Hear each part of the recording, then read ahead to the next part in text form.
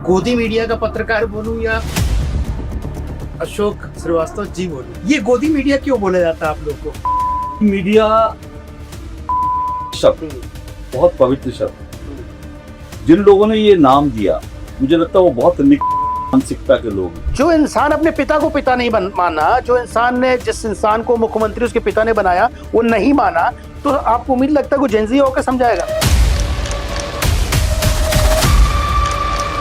अगर भारत सड़कों से चलेगा तो किसी दिन अशोक श्रीवास्तव को सड़क पर लिंच करके मार दिया जाएगा, आप ताली बजाओगे। अगर मेरी इनकम से ज्यादा मेरे पास संपत्ति है तो मैं मीडिया हूं। नमस्कार, आप देख रहे हैं देश पक्ष का पॉडकास्ट। मैं हूं संजय राणा और हमारे साथ हैं देश के विख्यात पत्रकार अशोक श्रीवास्तव जी। अशोक जी, आपका स्वागत है हमारे पॉडकास्ट में। बहुत बहुत शुक्रिया। अशोक जी, बताइए, मैं बोलने वाला था इंट्रोडक्शन में आपको कि गोदी मीडिया का पत्रकार बोलूं या अशोक श्रीवास्तव जी बोलूं, ये गोदी मीडिया क्यों बोला जाता है आप लोग को? देखिए, ऐसा है कि आपकी जैसी इच्छा हो, देश में डेमोक्रेसी है, देश में तानाशाही तो है नहीं कि अशोक श्रीवास्तव को कोई कुछ बोलेगा तो उसको रातों रात घर से उठा लेंगे, और जो है इमरजेंसी भी नहीं है कि जिसका जो इच्छा बोले। लेकिन मुझे लगता है कि गोदी मीडिया या गोदी शब्द बहुत पवित्र शब्द है। जिन लोगों ने ये नाम दिया मुझे लगता है वो बहुत निकृष्ट मानसिकता के लोग हैं। क्योंकि गोदी क्या होती है आप सोचिए, गोदी माँ का प्रतीक। हाँ, गोदी माँ से जुड़ा हुआ है, माँ की गोदी। मुझे एक दो लाइनें याद आती हैं कि जिंदगी की भाग दौड़ में जब थक जाता हूँ माँ, तेरी गोदी में सर रखकर मैं सो जाता हूँ माँ। तो गोदी कितना पवित्र शब्द है। या तो माँ की गोदी मिलती है बच्चों को, या फिर भारत माँ की गोदी। तो मैं तो ये कहूँगा कि इस बात का मैं कहूँगा कि मैं बहुत खुशकिस्मत हूँ, मुझे मेरी माँ की गोदी मिली, मुझे भारत माँ की गोदी मिली। इसके अलावा कोई तीसरी गोदी में तो मैं कभी चढ़ा नहीं। और तो कोई तीसरी गोदी हो तो भाई आप बताओ, मुझे नहीं मैंने लोग बोलते हैं ना सिर्फ गोदी मीडिया, तो मैं भी बड़ा कंफ्यूज रहता हूँ अशोक जी कि गोदी मीडिया का मतलब क्या, तात्पर्य क्या है। मतलब ऐसा तो नहीं कि आप लोग जो पत्रकारिता करते हैं, वैसे आपको तो बहुत सारा तजुर्बा है, तो पत्रकारिता करते समय एक तरफा दिखाते हैं इसलिए गोदी मीडिया। मुझे नहीं समझ में आया, बार बार मैं समझने की भी कोशिश करता हूँ गोदी मीडिया क्यों। जैसे जंतर मंतर की चर्चा की जाए तो जब मान लीजिए हमारा भी चैनल गया था तो हम लोग को भी दौड़ा लिया गया था, बोला गया गोदी मीडिया हो। तो मैं तो मास्क लगाया था, डर के मारे भाग आया था। तो मैं सोचा भैया फिटनेस अच्छा ही भाग लो। लेकिन मुझे अशोक जी समझ नहीं आई गोदी मीडिया क्यों और काहे बोला जाता है। गोदी मतलब मोदी से रिलेटेड है, जैसे आपने व्याख्यान किया, गोदी मतलब माँ की गोदी, और हम सबको बड़ी प्यारी होती है माँ। अगर वो है तो बहुत ही खूबसूरत वर्ड है, अगर नहीं है तो ऐसा क्यों कहते हैं, बस ये मुझे थोड़ा सा समझना है। क्योंकि इसको समझने के लिए आपको थोड़ा सा पहले जाना पड़ेगा। और क्योंकि आजकल जेनजी की बहुत चर्चा होती है, मुझे लगता है जेनजी को समझना चाहिए कि भाई जो गोदी मीडिया जिसको बोलते हैं उसकी असलियत क्या है।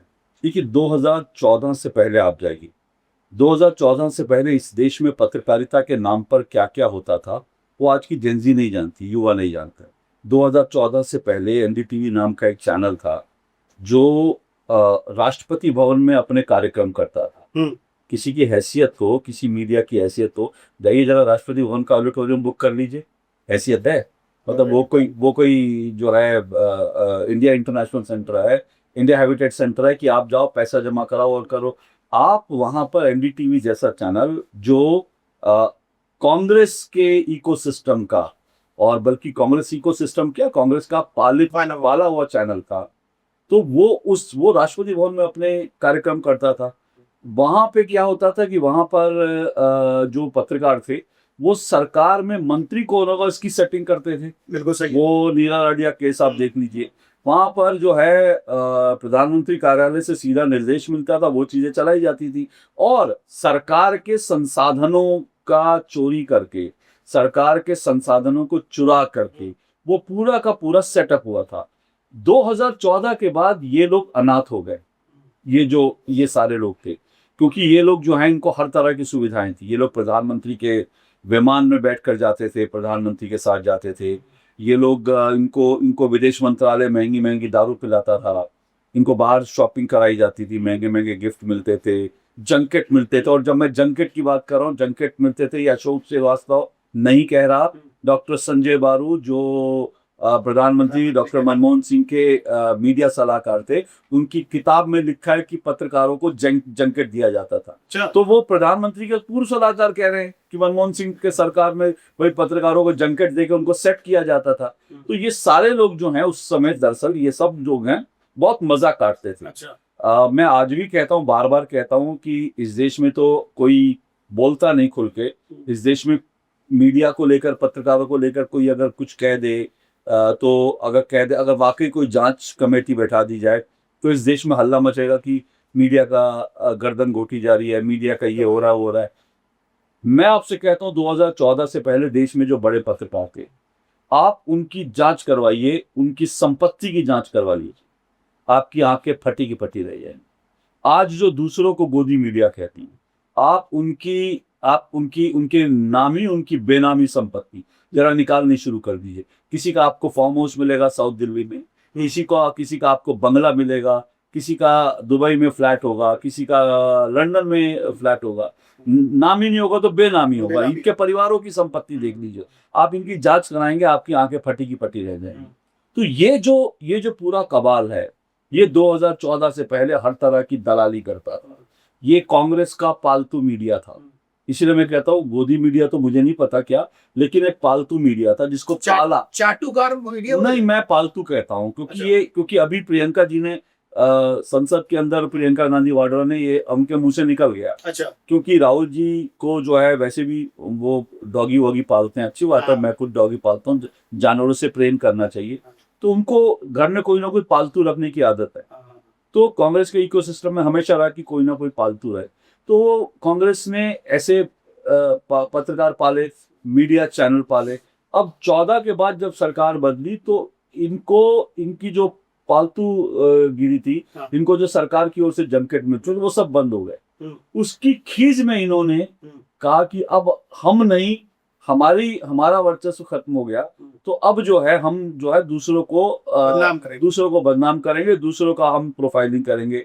मैं आपको ये भी बता दूं, क्योंकि मुझे तो 30 साल हो गए मीडिया में, मैं ये बात बार बार कहता हूँ कि लोग समझते नहीं है, लेकिन सच बात क्या है कि 2012 से पहले इस देश में मीडिया एक तरफा था।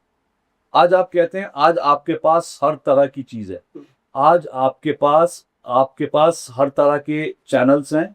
अगर चैनल्स नहीं है तो आपके पास विकल्प के रूप में यूट्यूब है, यानी आप आज विरोधी विचारधारा को सुन सकते। बिल्कुल ठीक है। अगर आपको मान लीजिए कि समझ में आए कि भाई आपको जो है सरकार की आलोचना ही सुननी है, तो आप दिन भर देखते रहिए, आपके पास 50 बड़े यूट्यूबर्स हैं जो दिन भर हमेशा हर चीज में जो है बारिश हो जाए या गर्मी ज्यादा पड़ जाए उसके लिए भी सरकार की आलोचना करते हैं। ऐसे यूट्यूबर्स हैं, तो आप उनको देख लीजिए, आपको सरकार की आलोचना पसंद है तो सरकार की आलोचना बंद नहीं है, वो चल रहा है। लेकिन 2012 से पहले मीडिया पूरा एक तरफा था, क्योंकि वो कांग्रेस का पालतू मीडिया था।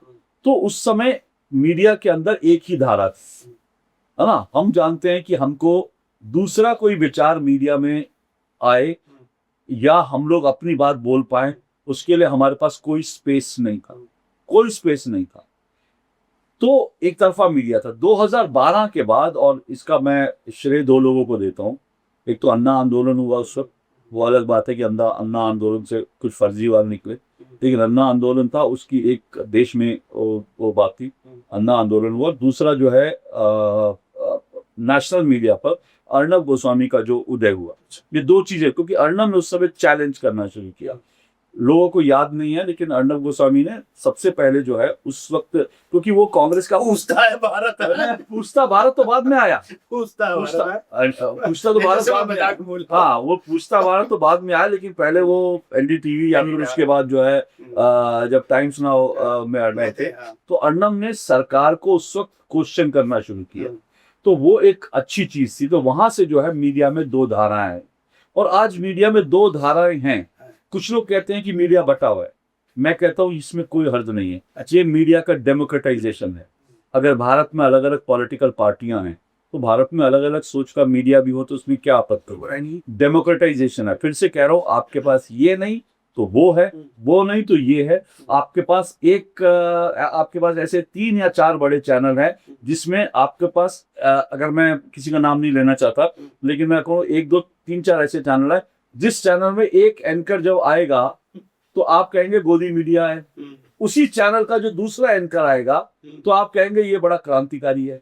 ठीक है, तो इसका मतलब डेमोक्रेटाइजेशन है। उसी एक ही चैनल के अंदर एक पत्रकार जो है एक विचारधारा को, एक पत्रकार दूसरी, तो ये डेमोक्रेटाइजेशन है। अब इस डेमोक्रेटाइजेशन ये अब आप सीधा सा मैं सवाल पूछता हूं, मीडिया का डेमोक्रेटाइजेशन किसको पसंद नहीं आएगा? सबको पसंद, सबको पसंद आना चाहिए, लेकिन कुछ लोगों को मीडिया का डेमोक्रेटाइजेशन पसंद नहीं। क्यों, किनको पसंद नहीं? जो 2012 से पहले मीडिया के मठाधीश थे, हुआ करते थे, जो चाहते थे कि जो मैं कहूं वही सच है, और जो ये कहते थे सरकार को जो तुमको हो पसंद वही बात करेंगे, और वो मीडिया के मठाधीश थे। तो उनको ये मीडिया का डेमोक्रेटाइजेशन पसंद नहीं आ रहा, पर मैं कहता हूं ये मीडिया का डेमोक्रेटाइजेशन है। लेकिन खतरा क्या है संजय जी? खतरा ये है कि इनके चचा, इनके अब्बा का एक शेर है, अब उनके चचा का शेर मुझे पूरा ठीक से याद नहीं है, कि लगेगी आग तो आएगा इसकी जग में आपका भी, लगेगी आग तो आएंगे इसमें और भी मकान, इस गली में सिर्फ मेरा घर थोड़ी, ऐसा कुछ करके इनके ही ये जो इन्हीं के चचा का शेर है ये, और अक्सर ही बोलते हैं। तो अब देखिए क्या हो रहा है। आप कल जो है झारखंड के अंदर कुछ पत्रकार जो गए थे, जो अपने आप को कहते हैं, कल उनकी रिलाई होगी, बिल्कुल उनकी रिलाई हो गई, ठीक है ना, जो दिल्ली में बैठ करके वो करते हैं। तो आज आप बड़े खुश हो रहे हो कि जंतर मंतर, और जंतर मंतर पे देखिए ना, जंतर मंतर पर ही यहाँ के जो क्रांतिकारी, जो सो कॉल्ड मसीहा पत्रकार है, उनकी रिलाई हो गई। बाद में हम वो नहीं है वो। तो आप अगर एक भीड़ की मानसिकता क्या होती है, आप भीड़ को उकसा रहे हो, आप भीड़ को कह रहे हो पत्रकार को लिंच कर दो, कि भैया ये टाइम्स नाउ का है, ये एनडीटीवी का है, ये जी का है, इसको लिंच करो। तो भैया भीड़ का कोई चेहरा नहीं होता, और भीड़ अगर आज जो है वो किसी और पत्रकार को लिंच कर रही है, कल को आपको भी लिंच करके मार देगी। और एक बड़े मसीहा पत्रकार, वो क्यों नहीं गए जनपद? जा नहीं सकते थे, क्योंकि वो दूसरों को गोदी मीडिया कहते हैं, लेकिन वो खुद नहीं गया। मुझे नाम भी दे देता हूं मैं, रवीश बाबू, ठीक है, वो दुनिया को गोदी मीडिया कहते भी। एक और बाबू थे, भागे बहुत तेज से, हाँ, तो वो तो अंजुम बाबू, हाँ, तो उनको भगा दिया गया ना, दबाया गया। तो इसीलिए मैं कह रहा हूँ कि आप क्या सोच रहे हो। आप अगर भीड़ को पत्रकारों की लिंच करने के लिए, महिला पत्रकारों के साथ बदसलूकी करने के लिए आप उकसाएंगे, तो कल को आप नहीं किसी सड़क पे मारे जाएंगे, कल को आप भी मारे जाओगे। भीड़ का कोई, और भीड़ तो इधर की भी है उधर की भी है। आपको क्या लगता है सिर्फ कांग्रेस के कार्यकर्ता हैं जो जंतर मंतर पर, और आम आदमी पार्टी के कार्यकर्ता जो जंतर मंतर पर लिंच कर देंगे? आप किसी और प्रोटेक्शन उसमें जाओगे तो वहां आपको लिंच कर दिया जाएगा। ये योगेंद्र यादव जैसा एक निकृष्ट घटिया किस्म का आदमी, इसके लिए मतलब मेरे पास शब्द नहीं है, मैं इसको क्या, इससे ज्यादा क्या कहूं, क्योंकि जंतर मंतर की भाषा मैं बोलना नहीं चाहता, बोल भी नहीं सकते। हाँ, जंतर मंतर की भाषा वाला व्यक्ति है, हमारी संस्कृति, जंतर मंतर की भाषा वाला व्यक्ति है। इसने क्या कहा? इसने कहा कि भारत अब चुनाव से नहीं चलेगा, भारत संसद से नहीं चलेगा, भारत सड़कों से चलेगा। मैं पूछता हूं योगेंद्र यादव से, अगर भारत सड़कों से चलेगा तो किसी दिन अशोक श्रीवास्तव को सड़क पर लिंच करके मार दिया जाएगा, आप ताली बजाओगे, भाई बड़ा अच्छा हुआ अशोक श्रीवास्तव। लेकिन अगले दिन आपको भी लिंच करके मार दिया जाएगा। तो आप हिंदुस्तान को बांग्लादेश बनाना चाहते हो, हिंदुस्तान को अफगानिस्तान बनाना चाहते हो, जहां सारे फैसले सड़क पर होंगे। अगर आप वो बनाना चाहते हो तो वेलकम, फिर आप छोड़ दो, चुनाव नहीं कराना, कुछ नहीं कराना। लेकिन तो हिंदुस्तान में इतनी हिपोक्रेसी चल रही है, गजब की हिपोक्रेसी। दुर्भाग्य था, मैंने भी एक जगह देखा था कि पत्रकार होता है, वो किस चैनल से आ रहा है, किस मीडिया से आ रहा है, किस ग्रुप से आ रहा है, ये किसी को नहीं देखना चाहिए। देखिए ऐसा होता है ना कि नौकरी कर रहा हो। अब जैसे महिला पत्रकार, जिस तरह से अभद्रता की गई, छेड़खानी, पकड़ा पकड़ी, जो भी हम लोगों ने देखा, विजुअल्स में देखा, कई लोगों के साथ बदतमीजियां हुई, मुझे बड़ा बुरा लगा। देखिए पत्रकार मैं हूं नहीं, लेकिन पत्रकारिता से हमारा संबंध है, तो मुझे बड़ा बुरा लगा कोई बड़ा पत्रकार जो गोदी मीडिया वाला नहीं, दूसरा जो गोदी वाला है, जो पालतू वाला है, एक शब्द, पालतू वाले ने एक शब्द नहीं बोला। भाई पत्रकार तो पत्रकार, वो आपकी जाति का है, आपकी बिरादरी का है, हो सकती थी आपकी बहन बेटी हो सकती थी, हो सकती थी आपका भाई हो सकता, आपका बेटा हो सकता, तो उसके बाद भी उन्होंने शब्दावली उपयोग नहीं किया, बार बार मोदी मीडिया। मुझे थोड़ा सा दुख है। लेकिन जी अशोक जी, और हम पूछना चाहते हैं, देश में देखिए मोदी जी अच्छा काम कर रहे हैं, कोशिश कर रहे हैं। अगर आप 2014 के बाद देखें तो बहुत सी चीजों में बदलाव हुआ, चाहे इंफ्रास्ट्रक्चर हो, चाहे आर्मी हो, चाहे पत्रकारिता का क्षेत्र हो, चाहे देश में ओवरऑल देश के नक्शे की बात की जाए, यानी वेशभूषा की बात की, उसमें बदलाव बहुत हुआ। फिर भी ये जो नैरेटिव जो पालतू मीडिया है वो कैसे चला पाता है कि देश में कुछ काम नहीं है और कैसे झूठ बोल लेते हैं।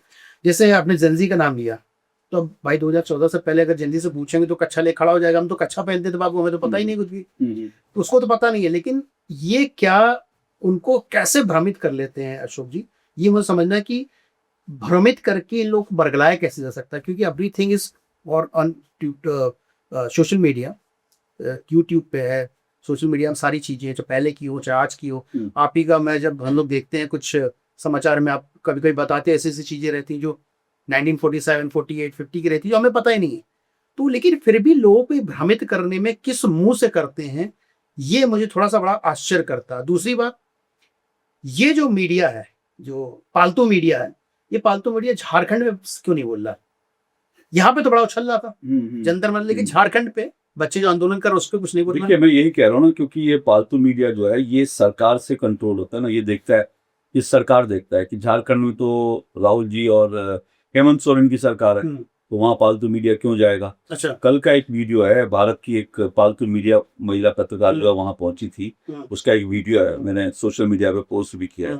वहां पर वो कुछ स्टूडेंट्स को बरगला करके, क्योंकि उनको लगा कि भाई अब ये झारखंड के स्टूडेंट्स का मूवमेंट चल रहा है तो 10-11 दिन तक आपने कुछ नहीं किया, लेकिन जैसे ही हमारे जैसे लोगों ने इसको उठाना शुरू किया, सोशल मीडिया पे वायरल हुआ, ऐसे ऐसे स्टूडेंट वहाँ के जो आदिवासी गरीब बच्चे हैं, जो रियल स्टूडेंट्स हैं, जिनकी आवाज सुनी जानी चाहिए, जब उनको हम लोगों ने उठाना शुरू किया तो ये पालतू मीडिया वाले भागे भागे गए। लेकिन वहां कर क्या रहे थे, वहां कुछ लोगों को भड़काने की कोशिश कर रहे थे, तो भड़का के बाइट लेने की। तो किसी ने मुझे वीडियो भेजा पूरा का पूरा, वो मैंने पोस्ट किया, तो कि भाई आज वहां पर पता चला, अभी वहां पर नया बोरा जो आयशा की आज वहां वो पहुंच गई, लोगों ने उसको भी लतिया के भगा दिया, क्योंकि उनको लगा कि भाई हम इतने दिन से बैठे तब तुम्हें कुछ नहीं, अब तुम हाईजैक करने के लिए आ गए। मतलब कितने दुर्भाग्य की बात है, वो गरीब बच्चे कह रहे हैं हम 10 तारीख को पार्लियामेंट विधानसभा का मार्च करेंगे, आप अचानक से दिल्ली में बैठकर पैराशूट से लैंड करते हो, बोले नहीं हम 7 तारीख को चलेंगे विधानसभा। इसका मतलब आप उन स्टूडेंट्स का जो प्रोटेस्ट है उसको फेल करना चाहते हो। आपको अगर आपको ताकत देनी थी, आप उनके पीछे खड़े हो जाते कि भाई 10 तारीख को हम भी तुम्हारे साथ चलेंगे, हम पीछे खड़े। लेकिन आपने क्या किया, आपने अपना अलग से प्रोग्राम, तो इसका मतलब है कि ऐसा जैसे संगठन जो है इस पूरे मूवमेंट को हाईजैक करके हेमंत सोरेन सरकार को, कांग्रेस की सरकार को एक बचाव का रास्ता देने की कोशिश कर रहे थे कि भैया चुपचाप से इधर से निकल जाओ, स्टूडेंट्स में फूट पड़ जाए और स्टूडेंट जो बिखराओ, लोग भ्रमित हो जाए कि भाई ये क्या 7 तारीख को भी हो रहा है, 10 तारीख को भी हो रहा है। तो ये सारी चीजें जो है ना इन लोग करने की कोशिश की, लेकिन वहां मेरे पास जो खबर आई कि उनको वहां से भगा दिया गया। तो ये सब चीज पर भाई स्टूडेंट्स के मुद्दे उठाना कोई हर्ज नहीं है, उठाइए, सबको उठाने चाहिए, ठीक है, कोई दिक्कत नहीं है। लेकिन सवाल ये है कि उसके नाम पर आप कैटेगरी करो। और बड़ी इंटरेस्टिंग बात यह, मैंने मेरे डिबेट में आम आदमी पार्टी के और तहसीन पूनावाला ने एक बात बड़ी साफ गोई से कही। उन्होंने तहसीन ने कहा मेरे शो में, उन्होंने कहा अशोक जी आप क्या समझते हैं, क्या राहुल गांधी झारखंड जाएंगे, झारखंड में उनकी सरकार होगी, वो क्यों जाएंगे? अच्छा, तहसीन ने बोला? हाँ, उन्होंने बोला, और ये जेन्युइन बात है ना, सच है भाई, आपकी सरकार, आप क्यों जाओगे? उत्तर प्रदेश में अगर स्टूडेंट्स का कोई मुद्दा होगा तो क्या राजनाथ सिंह उसमें जाएंगे? नहीं जाएंगे, सीधी सी बात है। तो ये सबको समझना चाहिए। और अगर ये कोई साफ गोई से कह रहा है तो ये, लेकिन है क्या, इसलिए मैं कह रहा हूँ विपक्ष को प्रेशर ग्रुप के रूप में विपक्ष काम करे, कोई समस्या नहीं। ये अच्छा है कि भाई अगर दिल्ली में प्रदर्शन हो रहा है तो वहां पर जो है अगर कांग्रेस और आम आदमी पार्टी प्रेशर ग्रुप के रूप में काम करते हैं, कोई दिक्कत नहीं। यूपी में अगर हो रहा है तो वहां प्रेशर ग्रुप के रूप में काम करते हैं स्टूडेंट्स के मुद्दे में, कोई दिक्कत नहीं। अगर जो कर्नाटक में हो रहा है बीजेपी प्रेशर ग्रुप के रूप में काम करे, कोई दिक्कत नहीं। पंजाब में स्टूडेंट्स का मुद्दा है, वहां कांग्रेस और बीजेपी प्रेशर ग्रुप के रूप में काम करे, कोई दिक्कत नहीं। दिक्कत तब आती है जब आप इसको सड़क के इस स्टूडेंट्स के आंदोलन में आजादी का नारा लगाने लगते हो। दिक्कत तब आती है जब आप स्टूडेंट्स के आंदोलन के नाम पर कश्मीर की आजादी का नारा लगाने लगते हो, 370 का मुद्दा उठाने लगते हो, जब आप कहते हो नाम रहेगा अल्लाह का। दिक्कत तब होती है जब आप स्टूडेंट के मंच से मेरा लिंग मेरी मर्जी के मुद्दे उठाने लगते हो। दिक्कत तब आती है जब आप इस तरह के शर्जील इमाम और जो उमर खालिद जैसे लोग हैं उनकी आजादी का नारा लगाने। दिक्कत तब आती है क्योंकि स्टूडेंट्स के मुद्दे कोई पॉलिटिकल पार्टी उठाए, सबको अधिकार है। मैं कहता हूं बीजेपी को भी अधिकार है, कांग्रेस को भी अधिकार, आम आदमी, और खुलकर उनको करना चाहिए। लड़े। अशोक जी, आपने जैसे बोला कि प्रेशर टैक्टिक्स यूज करनी चाहिए, लेकिन आदमी या कोई नेता इतना दोगलापन कैसे कर सकता है कि बीजेपी का राज होगा तो स्टूडेंट प्रोटेस्ट है, कांग्रेस का राज होगा तो स्टूडेंट प्रोटेस्ट नहीं है, स्टूडेंट नहीं है, आम आदमी पार्टी के क्षेत्र में यानी उनके राज्य में अगर कोई स्ट्राइक हो रहा है या कोई आंदोलन कर रहा है तो नहीं। मतलब ये समझना चाहता हूं कि राजनीति में इतना दोगलापन या इतना निचला स्तर कैसे आ सकता है। छात्र छात्र हैं, आपके लिए भी छात्र हैं, हमारे लिए भी छात्र हैं, उनके लिए भी छात्र होने चाहिए, लेकिन ये दोहरा चरित्र क्यों? देखिए, राजनीति आज की तारीख में दोगलेपन का ही नाम, दूसरा पर्यायवाची नाम बनकर रह गया। मैं फिर से कह रहा हूँ, हमको किसी पॉलिटिकल पार्टी से उम्मीद नहीं करनी चाहिए कि वो बड़ा इक्वली वो करेगी। हाँ, इतना हो सकता है कि आप सुन ले टाइम पर, इससे ज्यादा आप उनके साथ खड़े रहेंगे अपना और उनके लिए आप फाइट करेंगे, नहीं हो सकता। आप उनकी जेन्युइन समस्या टाइम पे सुन ले, इतना ही आप पॉलिटिकल पार्टी से उम्मीद कर सकते हैं।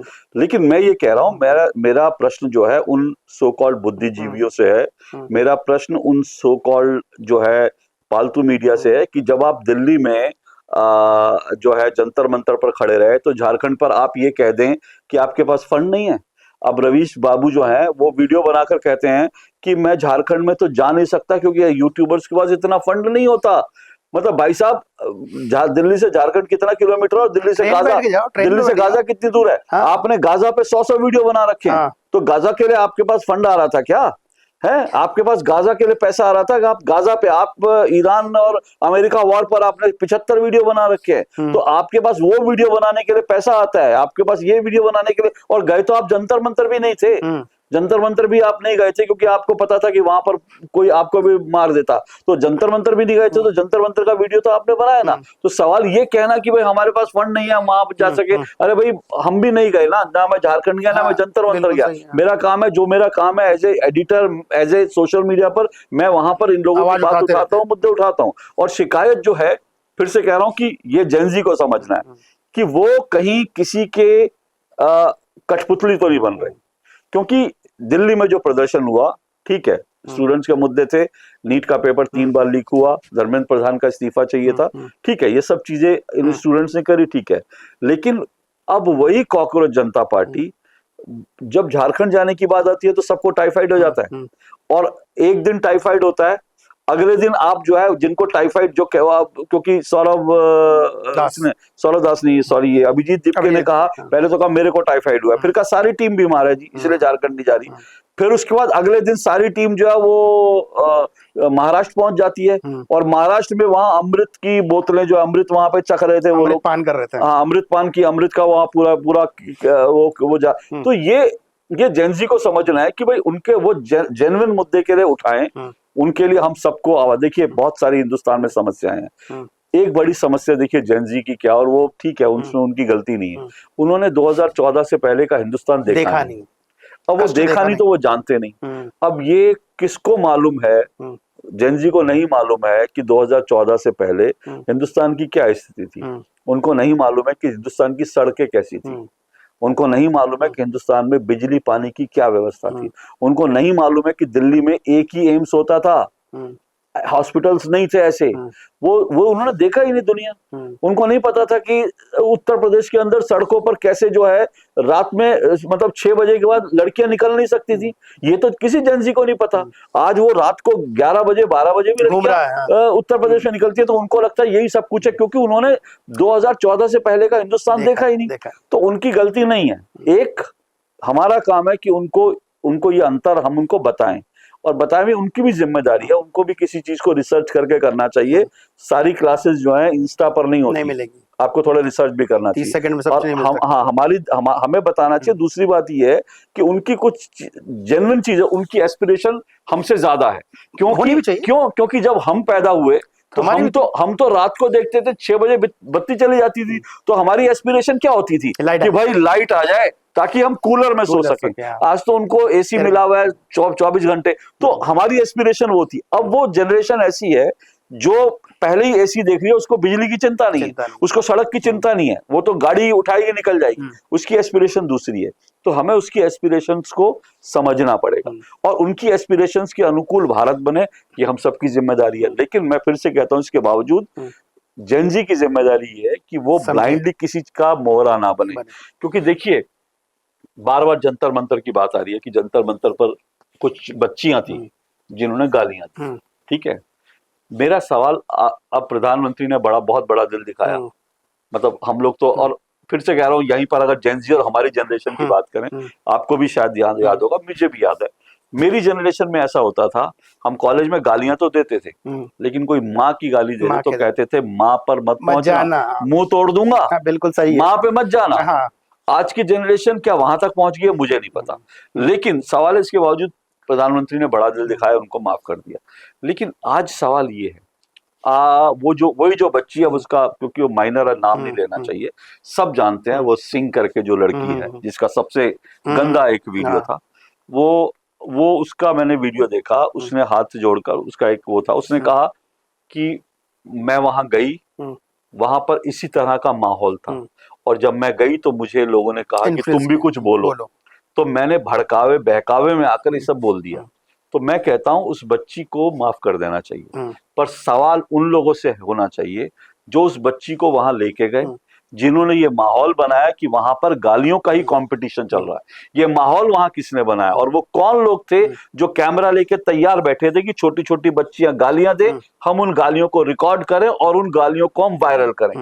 वो कौन लोग थे, उन पर सवाल उठना चाहिए कि सवाल उन पर। तो ये खतरा इस जेनजी के साथ यही है कि वो किसी भड़कावे में बहकावे में तो नहीं। लेकिन अशोक जी, आपने बोला कि उस बच्ची को माफ कर देना चाहिए और एज ए बड़े माफ कर देना चाहिए, लेकिन नहीं, आपको ये नहीं लगता कि एक मोरल दायित्व तो होता है, चाहे वो माइनर हो, माइनर मतलब 18 साल से कम, मैं जो परिभाषा समझता हूँ लॉ के हिसाब से, 18 साल से कम व्यक्ति अगर माँ बहन की गाली दे रहा है, कि हम तो दे नहीं सकते, माँ बहन की गाली दे रही, तो उसका मोरल दायित्व तो क्या उनके माँ बाप पे नहीं होता है? बिल्कुल। तो क्या उनको संस्कारों की कमी नहीं है? क्या उनके माँ बाप से प्रश्न नहीं पूछा? नहीं, मतलब मैं देखिए, आपने प्रश्न अच्छा किया कि वीडियो किसने बनाया, वीडियो क्यों डाला गया, अच्छी बात है, लेकिन हमें तो बोलते हैं प्रश्न माँ बाप से ही पूछे चाहिए, तुम्हारे बच्चा इतना आवारा लफंगा कैसे कि बड़े सड़क पे, बीच सड़क पे खड़े होकर के प्रधानमंत्री को या किसी नेता को या सम्मानित व्यक्ति को या किसी भी अपने से बड़े को गाली दे रहा, बाद में बोल रहा कि मैं माइनर हूं। आप भी बच्चे थे, हम भी बच्चे थे, हमने भी बदमाशियां की हैं, लेकिन हम किसी माँ बाप को भी गाली नहीं, किसी के माँ बाप को भी गाली नहीं दे पाते थे। प्रधानमंत्री तो बहुत बड़ी चीज है। एक चीज अशोक जी ने बताया यहाँ पे, मैं थोड़ा सा यहाँ पे मैं एक चीज जो आपने कहा ना उस पर देखिए, मैं फिर से कह रहा हूँ, कसूर उन बच्चों का नहीं है, कसूर पूरे सिस्टम का है। इस सिस्टम में माँ बाप भी हैं, इस सिस्टम में स्कूल टीचर्स भी हैं, इस सिस्टम में हमारा समाज भी है, ठीक है ना, ये सब सिस्टम का हिस्सा है। और इस सिस्टम मैं आपको टोक रहा हूँ, हाँ बोलिए ना। आप ये बताइए, स्कूल का आपने नाम ले लिया कि सिस्टम में स्कूल है, आज के स्कूल में जैसे आप भी छोटे थे, मैं भी छोटा था, तो हमारे टीचर लोग 2 थप्पड़ मुंह पे लगाते थे, बदमाशी करते थे और डंडे से पिटाई होती थी। आजकल के बच्चों को टीचर मार नहीं पाता, तो गलती किसकी है? ठीक है, मैं मान गया, टीचर को मैं क्यों दोष दूं? मैं मान गया टीचर। देखिए सवाल है कि आज की जनरेशन को आप मार के नहीं, लेकिन क्या टीचर संवाद कर रहे हैं अपने बच्चों से? क्या हम माँ बाप ही संवाद कर रहे हैं? माँ बाप से नहीं कर रहे। सबसे पहले मैं क्यों सिस्टम कह रहा हूँ, देखिए सिस्टम ऐसा है कि माँ बाप जो है नौकरी करते हैं, क्योंकि उनको बड़ी गाड़ी चाहिए, उनको बंगला चाहिए, सब बच्चे की जरूरतें पूरी करनी है, तो उनके पास समय नहीं है, वो स्कूल में छोड़ देते हैं, ठीक है ना, स्कूल में छोड़ देते हैं, तो स्कूल में टीचर जो है उसके पास समय नहीं है, वो अपना क्लास के बाद टीचर भाग जाते हैं, तो उनसे संवाद कौन कर रहा है? कोई संवाद नहीं कर पा रहा। ये संवाद होना चाहिए इस जनरेशन। और वो सीख किससे रहे हैं? वो उस एल्गोरिदम वाले से सीख रहे हैं जो भारत को बर्बाद करने पर तुले हैं। वो उनका एल्गोरिदम है, वो जो विदेशी कंपनी है वो भारत को, वो उससे सीख रहे हैं। और इसमें सबसे बड़ी गलती देखिए मैं किसकी मानता हूं, मैं इन बच्चों को, मैं फिर से कह रहा हूं, इन बच्चों को छोड़ देना चाहिए हमको, लेकिन मैं सवाल ये कह रहा हूं, देखिए दिक्कत क्या है? दिक्कत यहां पर मैं मानता हूं अभिजीत दीप के, सौरव दास और राहुल गांधी, अरविंद केजरीवाल, अखिलेश यादव एंड डिम्पल भाभी, मैं इन सब पे सवाल उठाता हूं। आपके घर में बच्चे नहीं है क्या?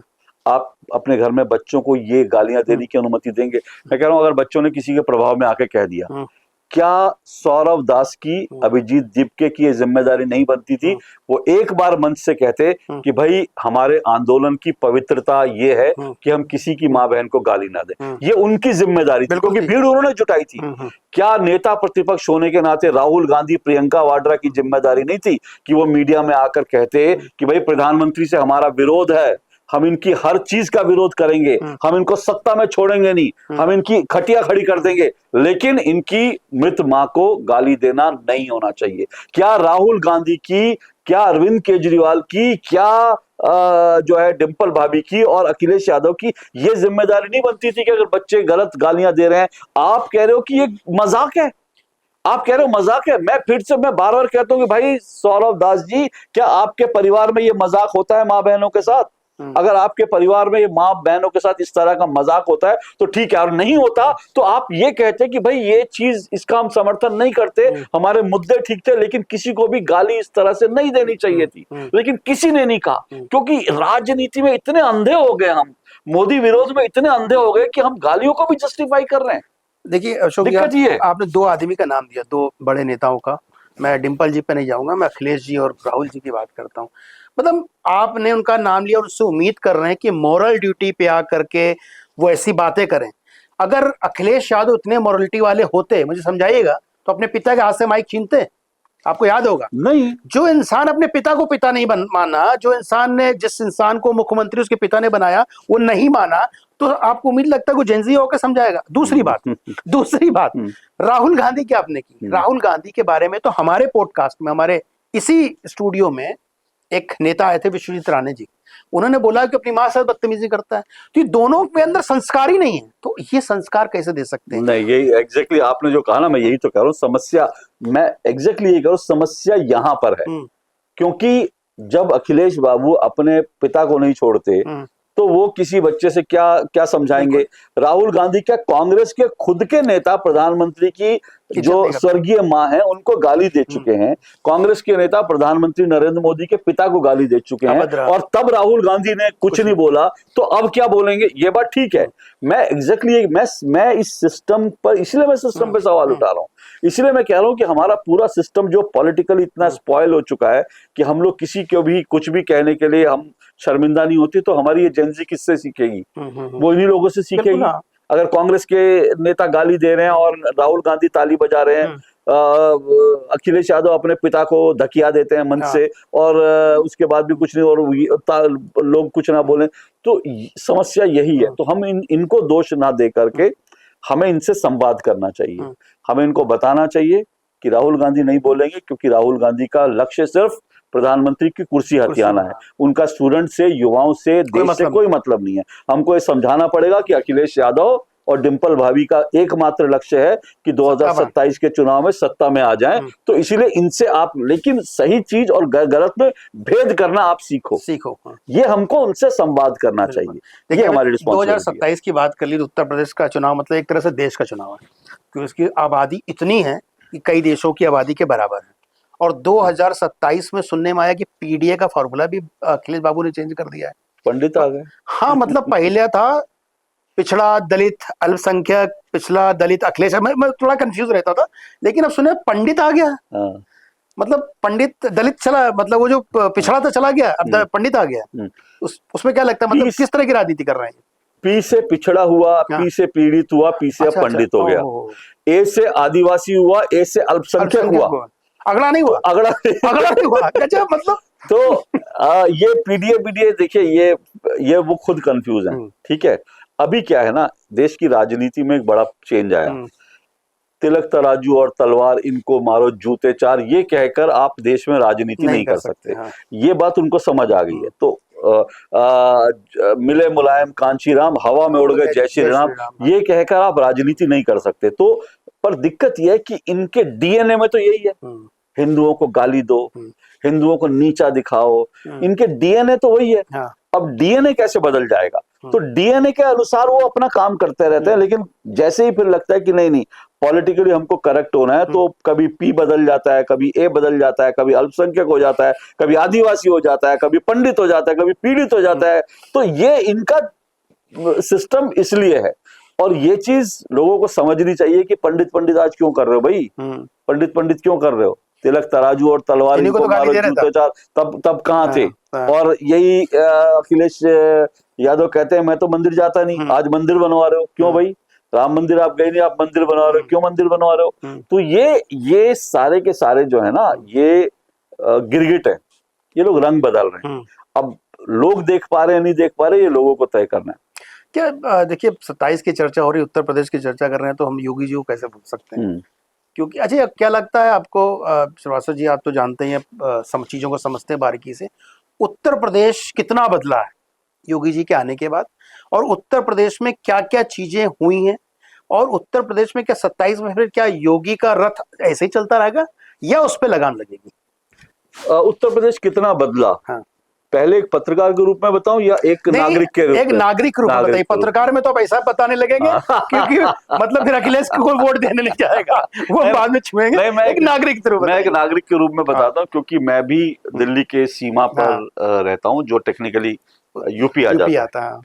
देखिए 2012 से पहले या 2010, 2008, 9, 10 से पहले, और अगर और थोड़ा पीछे चले जाओ तो बहुत आपको चीजें, जब मैं ऑफिस से घर आता था ना, क्योंकि मेरा बॉर्डर क्रॉस करके मेरा घर आता, जब मैं ऑफिस से घर की ओर आ रहा था, मेरी सबसे बड़ी चिंता ये होती थी कि भाई लाइट आ रही होगी कि नहीं आ रही होगी क्योंकि आदमी दिन भर मेहनत करके ऑफिस में थका हार आ रहा है, तो क्या देश था, तो वो रात को ये सोचता था सोने को मिल जाए, कि भाई सोने को मिल जाए रात को ठीक से। तो सबसे बड़ी चिंता ये रहती थी कि भाई लाइट आ रही होगी कि नहीं आ रही होगी।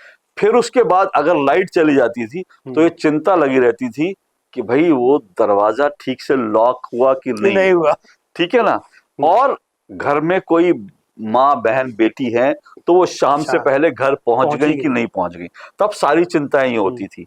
साल 2011 में मैं जो है उत्तर प्रदेश में दिल्ली और गाजियाबाद के बॉर्डर पर मुझे 3 पिस्टलधारी लोगों ने किडनैप किया। क्या बात है, आपको किडनैप कर लिया था? जी आपका? मैं किडनैप हुआ था, और 2011 में, ठीक है, किडनैप हुआ। वो तो किडनैपर्स जो हैं वो बड़े बेचारे दिल के अच्छे थे, उन्होंने मुझे जीवित छोड़ दिया, नहीं तो मुझे पुलिस वालों ने कहा कि ये तो मार के फेंक देते नदी में। तो अब आपको एक छोटी सी बात बताता हूँ, शाम को 7 या 8 बजे का समय होगा, 7 और 8 बजे के आसपास मुझे किडनैप किया गया, और उस दिन क्रिसमस का दिन था, सड़कों पर भीड़ थी। अब मेरे तो क्योंकि यहाँ पिस्टल लगी थी, मैं शोर नहीं मचा सकता, डर लगता है, क्योंकि मुझे यहाँ पिस्टल 2 लोगों ने पिस्टल लगा रखी थी, एक आदमी ने मुझे, वो गाड़ी ड्राइव कर रहा था, तो मैं तो कुछ बोल नहीं सकता था। लेकिन मैं गाजियाबाद से लेकर बागपत, बड़ौत, वहां तक जो है वो क्रिमिनल्स जो है गाड़ी में मुझे गन पॉइंट लगा के वो करते रहे। रात को किसी जंगल वंगल में भी जाकर उन्होंने वहां दारू वारू पी, वो सब कहानी एक लंबी है। और इस दौरान पूरे रास्ते मुझे एक पुलिस की जीप या वैन नहीं मिली, रात 12 बजे तक। देखिए क्या होता है, अगर कहीं चेकिंग हो रही होती तो मान लीजिए मेरे पिस्टल लगी है, लेकिन कहीं पर पुलिस उनकी गाड़ी रोक लेती, तो फिर आपकी हिम्मत, और रोक के कहती भाई हाँ भाई पर्ची दिखाओ या कुछ दिखाओ, तो मैं एकदम से अलर्ट, मेरी हिम्मत बढ़ जाती। मैं उस समय कहता, या मैं भागने की कोशिश करता, या मैं चिल्लाता। लेकिन उस 7-8 बजे से लेकर रात को 12-1 बजे तक, 6 घंटे तक वो यूपी के बागपत से बड़ौत में घूमते रहे, और कहीं पर भी पुलिस की एक पिकेट नहीं थी, पुलिस की एक वैन नहीं थी, पुलिस का एक आदमी सड़क पर मुझे खड़ा हुआ नहीं दिखा कि जिससे मैं उस समय मदद मांग सकता था। अब मैं आपसे कहता हूं, आज आप उत्तर प्रदेश में गाजियाबाद में गाड़ी लेकर निकल जाइए रात को, ऐसा नहीं होगा कि आपको 1-1.5-2 किलोमीटर के उसमें गाड़ी में आपको कोई ना कोई, पुलिस हमारी बहुत अच्छी नहीं है, एफिशिएंट नहीं है, कराया गया। पुलिस हर जगह की, देश में पुलिस सिस्टम में बहुत रिफॉर्म की जरूरत है, लेकिन पुलिस की उपस्थिति आपको एक सुरक्षा का भाव देती है रात के अंधेरे में, लेकिन आज तो वो भाव ही नहीं है, मतलब उस समय वो भाव ही नहीं था। तो एक नागरिक के रूप में इससे बड़ी बात क्या हो सकती है? मैं थोड़ा सा अपने लोगों को, पॉडकास्ट बहुत सारे लोग आपका देख रहे होंगे, देखिए मैंने इतना अनुभव नहीं किया था, लेकिन जो आप लोग अखिलेश पीडीए कर रहे हो ना, तो अगर ये दौर देखना चाहते हो तो भाई कृपया करके पीडीए को देना। अगर वो दौर नहीं देखना चाहते हो, ऐसी चर्चा करना और हंसना देखना चाहते हो, लाइट में रहना चाहते हो, तो फिर आपके पास विकल्प। और एक और चीज थी जो आप उस समय जिन लोगों से पूछेंगे, उस समय ये कहा जाता था, कोई, और इसमें कोई अतिशयोक्ति नहीं है, उस समय यूपी के बारे में ये कहा जाता था कि अगर कोई यादव या मुस्लिम, कोई क्रिमिनल किसी की हत्या कर देता है, और वो कोई जो पीड़ित व्यक्ति है वो अगर थाने चला जाएगा उसका रिपोर्ट तो नहीं। यादव और मुस्लिम नाम अगर कुछ होगा हाँ। तो वो आप रिपोर्ट नहीं लिखवा सकते। बताइए, ये देश था हमारा अनलेस और प्रदेश। अनटिल आप किसी बड़े नेता को, किसी मंत्री को जानते हो जहां वो सीधा थाने फोन कर दे। तो यूपी की स्थिति ये थी। तो ये जो परिवर्तन है, योगी जी को आप बाकी कुछ भी कहते रहें, कुछ लोग कहते हैं वो जातिवादी हैं, आप सारे आलोचना करिए, स्वीकार है, लेकिन लॉ एंड ऑर्डर के इशू पर उत्तर प्रदेश में ऐसा शानदार काम हुआ है। सड़कें और बाकी जो इंफ्रास्ट्रक्चर है उसमें इतना शानदार काम हुआ, उसका कोई जवाब नहीं है। जो अच्छी चीजें आपको, हालांकि अखिलेश यादव ने भी कुछ कुछ जो है लास्ट समय में कुछ इंफ्रास्ट्रक्चर पे काम करना शुरू किया था। मायावती बहन जी ने भी कुछ सौंदर्यीकरण के मामले में लखनऊ जो है उसको फेसलिफ्ट किया था। वो सारी चीजें हैं, लेकिन मैं ये कहता हूँ मूल जो चीज है, और ये दो चीजें, क्योंकि लॉ एंड ऑर्डर पे थोड़ा बहुत मायावती जी ने भी काम किया था। इसमें कोई, जब मायावती की सरकार थी तब भी जो है इस तरह से बहुत चीजें जो है इतना लॉ एंड ऑर्डर खराब नहीं था, ये सब चीजें जो कहा जाता है। हालांकि वो भी डिटेल हो गई थी बाद में जब, क्योंकि हाँ वो भी घिरी थी गलत लोगों से। लेकिन फिर से मैं कह रहा हूँ कि ये लॉ एंड ऑर्डर, इंफ्रास्ट्रक्चर, और आप यूपी में आप मेरी बात मत मानिए, आपकी बात मत मानिए, यूपी का जो अर्थव्यवस्था है उसके आंकड़े निकाल लीजिए, आपको मालूम पड़ जाएगा। उत्तर प्रदेश तो बीमारू राज्य होता था, हम तो बचपन से पढ़ते रहे, यूपी, एमपी ये बीमारू राज्य हैं, इनको बीमारू राज्य कहा जाता था। आज आप लखनऊ जाएं, आज आप नोएडा जाएं, गाजियाबाद जाएं, आपको हर शहर ऐसा लगेगा। तो ये चीजें, ये डेवलपमेंट तो हुआ है। बाकी आप आलोचना करनी है तो कुछ भी कीजिए, पॉलिटिकल आलोचना करिए। कुछ लोगों को इस बात पे भी आलोचना होती है कि अपराधी को गोली मार दिया। नहीं, अपराधी को बिल्कुल गोली मार। तो और इसमें ऐड करना चाहता हूँ, क्योंकि आपने इतनी बारे चीजें बताई, जस्ट फॉर अपने दर्शकों के लिए, कि भैया मैं बॉम्बे में रहता था, बॉम्बे से पढ़ा उड़ा था, नौकरी करता था, उत्तर प्रदेश का निवासी था, मुझे भैया कहा जाता था, कि यूपी वालों को भैया कहा जाता है। मुझे बड़ी शर्मिंदगी महसूस होती थी जब मैं योगी जी के आने के पहले 1 साल पहले मैं बॉम्बे से यहाँ आया था नोएडा, और नोएडा से ग्रेटर नोएडा जाने का मन कर रहा था, और मेरी इतनी हिम्मत नहीं हुई, मैं सिर्फ आपकी बातों को आगे बढ़ा रहा हूँ, मैं अपना पर्सनल, कि मैं ग्रेटर नोएडा जा पाऊँ। एक एडवेंट टावर है, एक्सप्रेसवे मेरे घर के पास है, वहां से मैंने यू टर्न ले लिया था डर के मारे। ये 2016 की बात बता रहा हूँ आपको, 17 में सरकार आ गई थी। तो नो डाउट बदलाव तो बहुत हुआ, और आज भी अगर बॉम्बे में अपने दोस्तों से मिलने जाता हूँ, कई बड़े लोग हो गए, बोलते हैं भाई यहाँ ऐसा मुख्यमंत्री सबको मिले, यहाँ ऐसा नेतृत्व करने वाला सबको मिले। ये लोग बाहर के बोलते हैं जो मराठी हैं, गैर यूपी वाले हैं। ये मेरा अपना पर्सनल एक्सपीरियंस है। लेकिन ये बताइए अशोक जी, यूपी तो चंगा प्रदेश हो गया, नो डाउट। मैं अगर अर्थव्यवस्था की बात करें, आंकड़े तो मतलब ऐसे हैं कि आप मतलब दुगना हो गया है, आज़ादी के बाद से इतना काम नहीं हुआ 50-60 साल में, वो 10 साल में हो गया है। लेकिन ये बताइए कि जो पूरी रणनीति है भारतीय जनता पार्टी की, मैं बात कर रहा हूँ पूरी भारतीय जनता पार्टी की, जैसे धर्मेंद्र प्रधान जी की बात हुई, देखिए मैं बड़ा सम्मान करता हूँ लीडरशिप का, बट लेकिन ऐसा क्यों ढुलमुल नीति क्यों होती है? जैसे धर्मेंद्र प्रधान जी का अगर इस्तीफा की बात हो रही थी, क्या नहीं लगता आपको बहुत पहले आकर के उनको बातचीत करके इस्तीफा दे देना चाहिए, rather than मोदी जी को आना पड़े, अपनी वीडियो बनानी पड़े, वीडियो में रिक्वेस्ट करना पड़े, उसके बाद लोग एक्शन ले? मतलब कहीं ना कहीं इमेज धूमिल नहीं होती उससे? आप क्या लगता है? बिल्कुल होती है। मुझे लगता है लेट रिस्पॉन्स हुआ। मुझे लगता है जंतर मंतर पर भी, चाहे कोई भी हो, आपको इतने दिन इंतजार नहीं करना चाहिए था। जब सोनम वांगचुक बैठे, मुझे लगता है उसी समय जा करके उनसे बातचीत करनी चाहिए थी। सोनम वांगचुक तो मतलब ठीक है, बाकी लोग हो सकते हैं, सोनम वांगचुक तो थोड़ा बहुत समझदारी दिखाते हैं, वो कुछ बातें तो समझदारी से करते हैं, मैच्योर आदमी है। तो आप ठीक है, आपको लड़कों से नहीं डील करना था, आप सोनम वांगचुक से जाके बात करते। तो इसमें कोई दो राय नहीं कि ये सब चीजें पहले हो जानी चाहिए थी। बहुत सारी चीजें जो मुझे लगता है कि जो चीजें खिंचती है ना, अल्टीमेटली उसका कोई अच्छा रिजल्ट नहीं आता। तो आपको, मुझे लगता है कि थोड़ा सा पहले आपको रिस्पॉन्ड करना चाहिए था। वो चीजें हैं जो मुझे लगता है कि बीजेपी का सीनियर लीडरशिप जो है, नेतृत्व, उसको भी बहुत कुछ सीखने को मिला होगा। और अगर नहीं आपने सीखा तो मुझे लगता है दुर्भाग्य होगा कि अगर आपने नहीं सीखा। आपको सीखना चाहिए इन चीजों से। और प्रधानमंत्री तो सीखते हैं, प्रधानमंत्री तो तुरंत आगे, ये जो इंस्टा पर आए क्यों, वो हर चीज, वो बहुत करीब से चीजें देखते हैं। एक दिन वो इंस्टा पे आते हैं और उनके 1 मिलियन फॉलोअर बढ़ जाते हैं, लोग जो हैं दुनिया का एकदम से, हाँ सबसे दुनिया fastest, मतलब रातों रात एल्गोरिदम बदल जाती है, जो है। तो ये चीजें तो है, तो प्रधानमंत्री मोदी तो कर, लेकिन मैंने ये सुना खबरों में कि प्रधानमंत्री ने अपने मंत्रियों को भी कहा कि भाई इंस्टाग्राम, लेकिन सवाल यह कि कितने मंत्री अभी तक इंस्टाग्राम पर आए, कितने मंत्री आए? हमें तो लगता कोई नहीं है। तो और आए भी होंगे तो वो सिर्फ बनी बनाए, लेकिन एक जेन्युइन संवाद करने की कोशिश जो है वो कितने मंत्रियों ने की होगी? जैसे पीएम संवाद कर रहे हैं, अरे आपके पास सब कुछ है, आप तो मंत्री हैं, पूरा सिस्टम है, आप बैठ करके उनसे दिल की बात करो, और भी आप छोड़ दो। मैं कहता हूं कि स्कूल कॉलेज जाओ आप चलो ठीक है कि मान लो जो हो गया सो हो गया।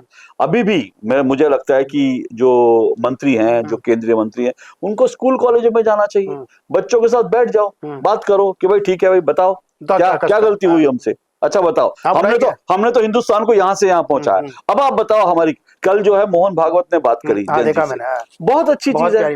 अब उसमें कुछ लोगों को अच्छी लग सकती है, गलत, लेकिन एक जेन्युइन कोशिश तो है बच्चों से संवाद करने की। तो आपको संवाद करना पड़ेगा भाई, क्यों? क्योंकि वो सिर्फ और सिर्फ सोशल मीडिया पे संवाद कर रहे हैं, तो आपकी जिम्मेदारी है कि आप उनको सोशल मीडिया से निकालकर उनसे संवाद करें, ये हम सबकी जिम्मेदारी है। तो ऐसा करना चाहिए, लेकिन कुछ चीजें मुझे उम्मीद है कि प्रधानमंत्री जो हैं, जो मैंने अब तक उनका वो देखा है, मुझे लगता है कि 15 अगस्त के बाद एक आप मेजर चेंज देखेंगे सब जगह पर, क्योंकि पीएम तो सी चीजें एब्जॉर्व करते हैं, उनको चेंज करते हैं, कोर्स करेक्शन करते हैं। तो मुझे लगता है 15 के बाद आपको काफी कुछ चेंज देखने को मिलेगा। देखिए, जहां तक पीएम की बात हो रही थी, मैं 2-3 लोगों को बहुत एडमायर भी करता हूं, जैसे पीएम हो गए, अमित शाह जी हो गए, Yogi ji, 3 leader no doubt, वो हमेशा नई चीज खोजते हैं। एटलीस्ट योगी जी, सॉरी मोदी जी तो पूरी चीज नहीं लाने की कोशिश करते, चाहे वो सोशल मीडिया हो, जैसे इंस्टाग्राम में वीडियो बनाने का एक कंसेप्ट है, 12 बजे डालना है, और मतलब हवा बना दे रहे हैं और धुआं उड़ा दे रहे हैं। लेकिन इनके मंत्रिमंडल हो या कार्यकर्ता, आपको नहीं लगता कि थोड़ा सा, जैसा आपने बताया कि चेंजेस की जरूरत है, लेकिन बहुत जल्दी चेंज करना पड़ेगा, क्योंकि बहुत स्लो लगती है, ऐसा लग रहा है कि इंजन चल रहा है और बोगी बैठी हुई है सद्दर की तरह, भैया हम तो ना जाएंगे ना, भाई हम तो ना हो रहा, भैया तुम ही दौड़ दो। अरे भाई, एक इंजन कब तक खींचेगा तुमको? बिल्कुल। तो ये कभी नहीं लगता इन बोगियों को बदलने की जरूरत है, पूरे आउटडेटेड हो चुके हैं। देखिए, वो कई सारी बोगियां तो ढोई जा रही हैं। हाँ, मतलब वही है, मतलब हिल ही नहीं रही है, बोगियां तो ढोई जा रही है। और क्या है ना कि देखिए, सिस्टम में ऐसा होता है कि आप 10-12 साल से सरकार में बैठे, शिथिलता आ जाती है, हो जाता है, जड़ता आ जाती है, तो एक स्वभाव है, मानवीय स्वभाव है।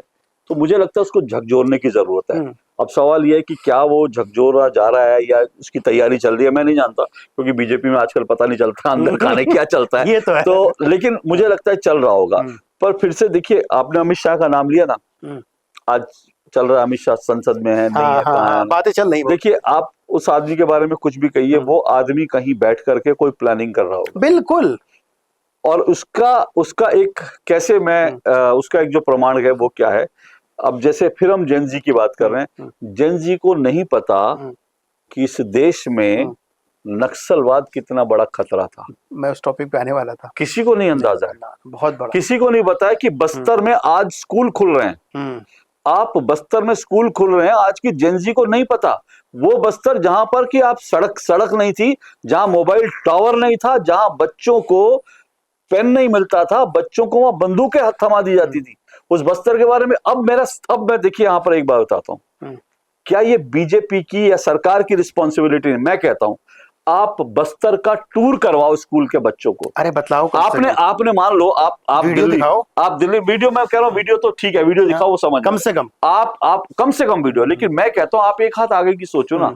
मैं ये कहता हूँ आप दिल्ली के स्कूलों के 100 जो यंग लीडर्स हो उनको चुनाव करो, उनको आप बस्तर ले जाओ, उनको बताओ, वहां के बच्चों से मिलवाओ, वहां के बच्चे बताएंगे उनकी जिंदगी कितनी। तो ये जेन जी के लगेगा, अरे अच्छा ये चीज बदली है, अच्छा नक्सलवाद इतनी बड़ी समस्या थी, क्योंकि शहरों में तो हमने नक्सलवाद देखा नहीं, उनको नहीं पता। तो उनको नहीं पता तो उनको आप दिखाओ कि देखो यहाँ पर ये बच्चे, देखो इनकी जिंदगी ये कैसे बदली है। वो यंग 100 लीडर अगर आपने लेके गए, आपने उनको टूर करवाया, वो 100 लीडर जब वापस आएंगे अपने साथियों से बात करेंगे कि भाई बस्तर बदल गया, क्योंकि अमित शाह ने बहुत खत्म कर दिया, जीरो कर दिया।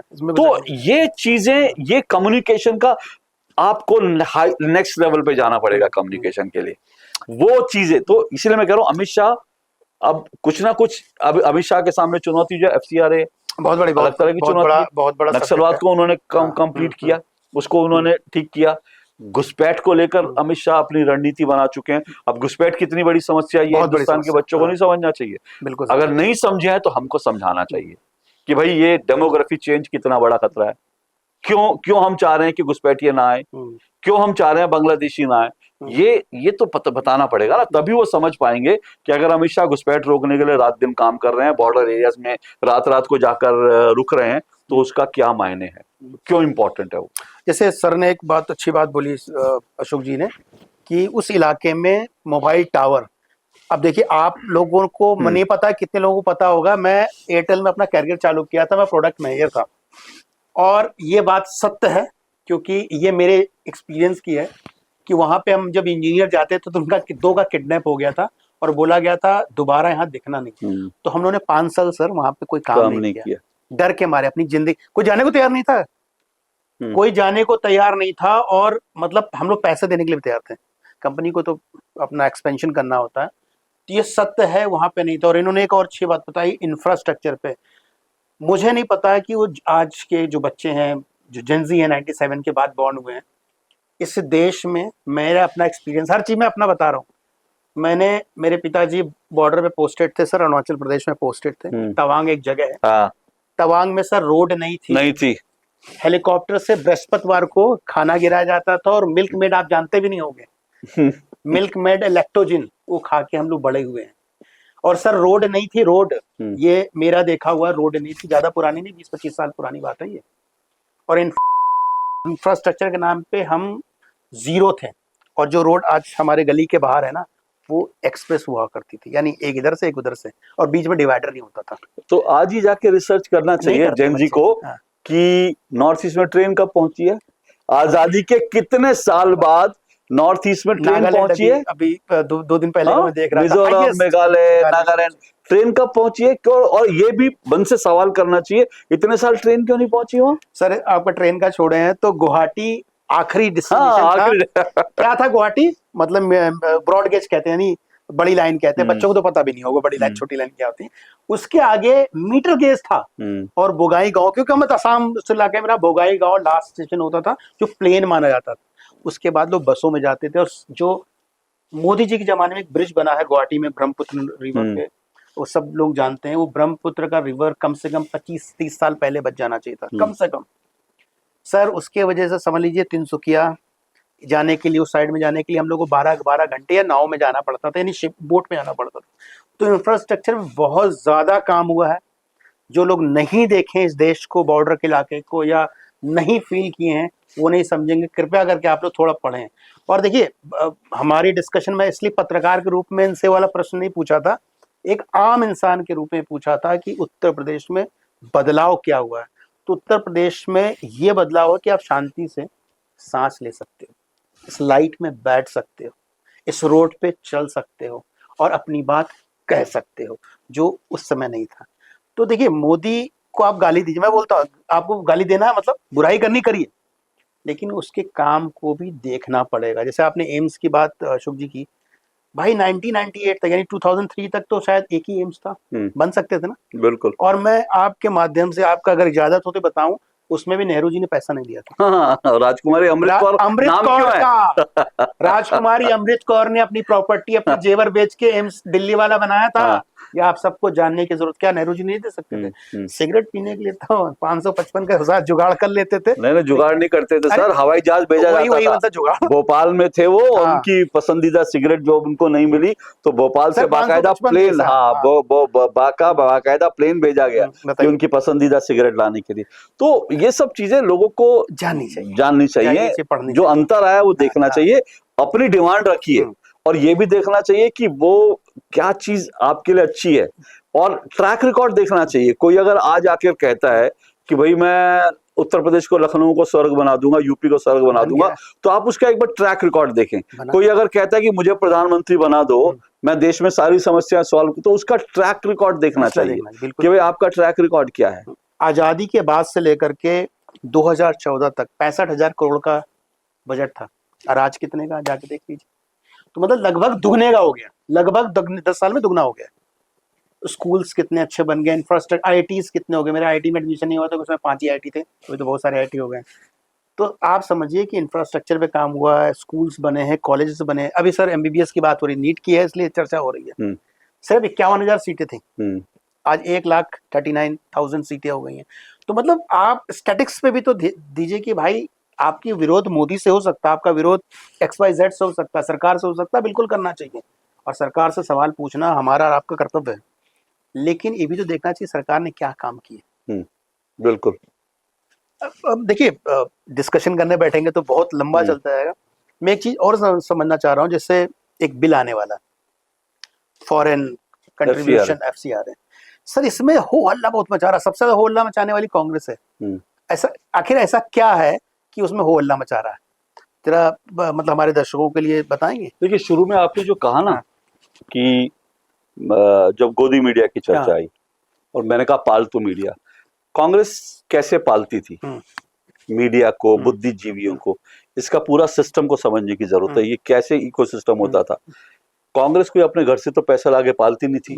ऐसा तो है नहीं कि राहुल गांधी जी या सोनिया गांधी जी अपनी सांसद का जो सैलरी मिल रही है उसमें से वो योगेंद्र यादव को पैसे दे दें, उसमें से वो जो है किसी और को पैसा दे दे कि तुम वीडियो बनाओ, तुम ये करो, अपने सैलरी से देते नहीं। इनका इकोसिस्टम क्या था? इनका इकोसिस्टम ये था कि ये सब एनजीओ के नाम पर ये देश में एक बड़ा फ्रॉड होता रहा। ठीक है, आप आज अचानक से आप किसी एनजीओ का नाम सुनेंगे और आपको पता चलेगा कि उस एनजीओ को अमेरिका में बैठी फलाना, आप उस एनजीओ के बारे में जानते भी नहीं कि वो एजुकेशन में काम कर रही है, बच्चों के लिए काम कर रही है, आपने नाम भी नहीं सुना होगा। लेकिन आपको पता चलेगा कोई ठाकुर फाउंडेशन अमेरिका में बैठी है, कोई ओपन सोसाइटी बैठी है, उसने जो है इस एनजीओ को 20 करोड़ रुपए दे दिया, 20 करोड़ रुपए दे दिया अचानक से। आपको लगे यार ऐसा क्या है? तो ये पैसा देने वाले ने क्यों दिया और लेने वाला उसका क्या कर रहा है? क्या इसकी अकाउंटेबिलिटी देश में नहीं होनी चाहिए?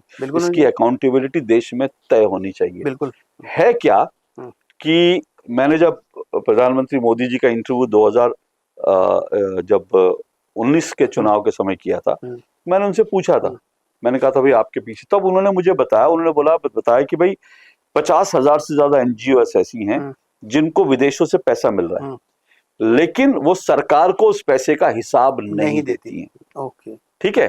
तो बोले उन एनजीओ को हमने बंद कर दिया। अब ये एनजीओ किसकी थी, ये भी एक रिसर्च का विषय है।